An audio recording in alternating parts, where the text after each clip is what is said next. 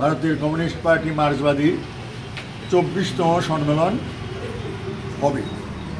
আমরা যখন এখানে পতাকা উত্তোলন করছি, মাদুরাই যে পতাকা উত্তোলন হচ্ছে, গোটা দেশের যেখানে আমাদের পার্টি অফিস আছে সর্বত্র আমরা পতাকা উত্তোলন করে এই কমিউনিস্ট আন্দোলনে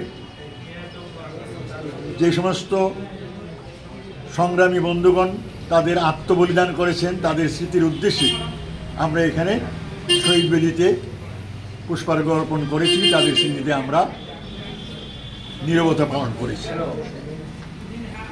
আমাদের এই কংগ্রেসে রাজনৈতিক প্রস্তাব নিয়ে আলোচনা হবে, যেই প্রস্তাব খসড়া আকারে আমাদের মধ্যে ইতিমধ্যেই আমরা পেয়েছি।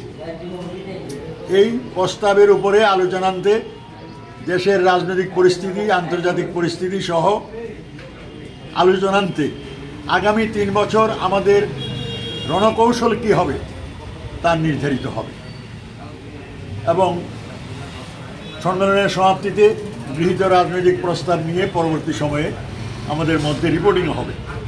তাই আমি শুধু এটাই বলবো, শত লক্ষ শহীদের আত্মবলিদানের মধ্য দিয়ে মতাদর্শগতভাবে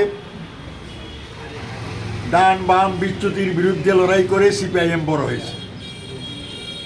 আজকে তার উপর কঠিন দায়িত্ব, এই যে সাম্প্রদায়িক কর্পোরেট আঁতাত আমাদের দেশে চালাচ্ছে, এদের কাছ থেকে মানুষের মুক্তি কিভাবে ঘটবে তার কৌশল নেবে। ইতিমধ্যেই বলা হয়েছে বিরোধীদের ব্যাপক ঐক্য গড়ে তুলতে হবে এবং আমাদের পার্টির নিজস্ব শক্তি বাড়িয়ে আমাদের গণভিত্তিকে শক্তিশালী করতে হবে।